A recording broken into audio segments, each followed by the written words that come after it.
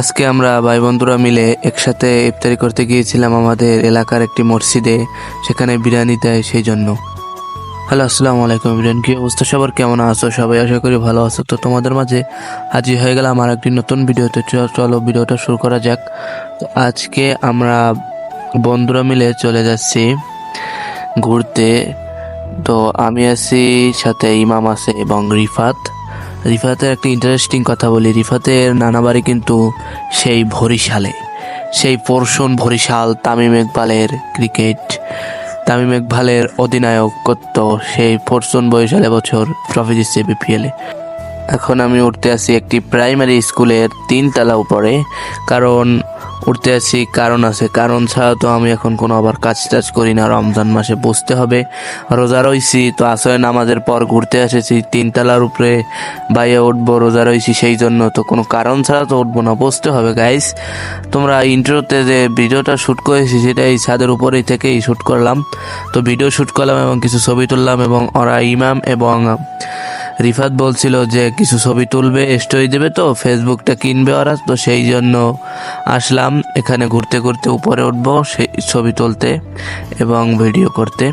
তো গাইজ দেখতেই পাচ্ছ এখন আর কি ছাদের উপরে আছি। ছাদের উপর থেকে আমাদের গ্রামটা দেখতে আসলে অনেক সুন্দর লাগে। তোমরা দেখতেই পাচ্ছ কত সুন্দর, মনোমুগ্ধকর একটি দৃশ্য। তোমরা হয়তো বুঝতে পারছো না, এবার বুঝতে পারবে হয়তো। গাইজ তোমরা তো দেখতেই পাচ্ছ কত সুন্দর দৃশ্য দেখছো। আর ছবি দেখতে আসে, ছবি তুলছে সেই জন্য।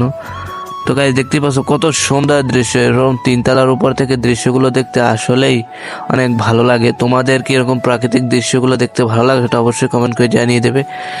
এবার দেখো ক্রিকেট প্রেমী কাকে বলে। এখন রোজা আসরের নামাজ শেষ, এখন বাজে মনে কর 5টা 15 কি 20। তো সেই সময় এরা ক্রিকেট খেলতে নামিয়ে দিয়েছে। এরা কিন্তু সবাই রোজা, 2-1 জন আছে রোজা না। তো সেটাই না বলে ক্রিকেট রোজা না। তো গাইজ দেখতেই পাচ্ছ ক্রিকেট খেলা হচ্ছে। তোমরাও কি আমাদের মতো ক্রিকেট খেলো রোজা রেখে? সেটা অবশ্যই কমেন্টে বলে যাবে।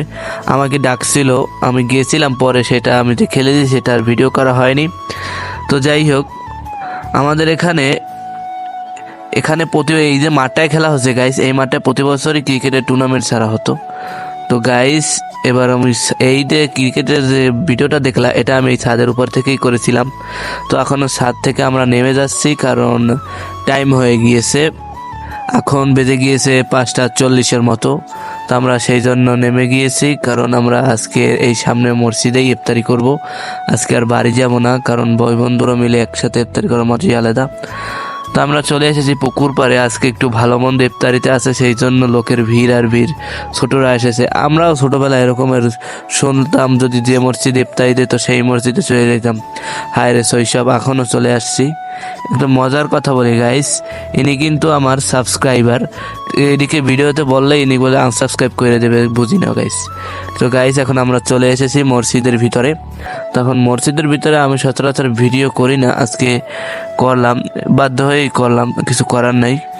তো গাইস আমরা এখন বসে রয়েছি ওই দোকানে বসা যায় তো গাইস, মসজিদে যেটাই বলি না কেন, ওখানেও বসে লোক ধরে না। আজকে ভালো মন্দ ইফতারি আছে তো সেই জন্য লোক ধরে না, সেই জন্য আমরা ভিতরে ঢুকে বসেছিলাম।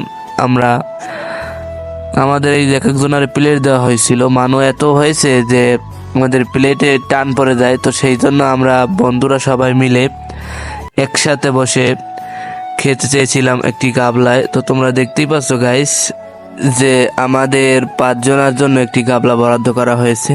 গাইস আমাদের ইফতার করা শেষ এবং মাগরিবের নামাজও আমরা আদায় করে ফেললাম।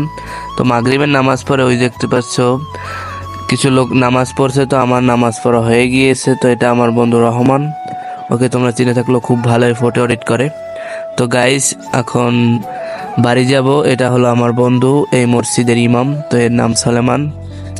তো গাইজ এখন আমরা বাড়ি যাব। তো ভিডিওটা কেমন হয়েছে সেটা অবশ্যই কমেন্ট করে জানিয়ে দেবেন, এবং তোমরা এরকমের ব্লগ ভিডিও দেখার জন্য আমার চ্যানেলটি সাবস্ক্রাইব করতে পারো। ধন্যবাদ।